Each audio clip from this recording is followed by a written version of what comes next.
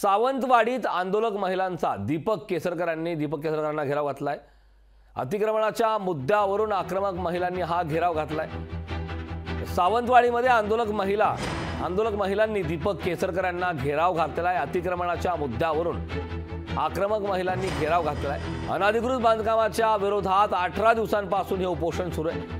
18व्या दिवशी केसरकरांनी आंदोलनस्थळी भेट दिली।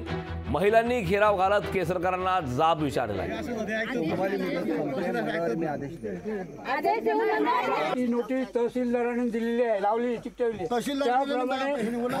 त्याप्रमाणे स्थानिकांना कुठल्याही प्रकारे त्रास होऊ न देता हा प्रश्न सोडवला पाहिजे आणि म्हणून वनक्षेत्रामध्ये कुठलंही बांधकाम करता येत नसल्यामुळे याच्यावर कारवाई केली जाईल। आणि ते कारवाई करण्याच्या संदर्भात काही लोकांचं असं म्हणणं होतं की 48 तासाची नोटीस असल्यानंतर कोर्टामध्ये स्टे घेतील का, तर कोर्टामध्ये मी उद्याच्या उद्या कॅबिनेट फाईल करायला सांगितलं आणि ॲप्लिकेशन फाईल करायला सांगितलं आहे की आमचं गव्हर्नमेंटचं म्हणणं ऐकून घेतल्याशिवाय कुठलाही एकतर्फी स्टे देण्यात येऊ नये। लोकशाही मराठी ऐका, पहा, जागरूक रहा।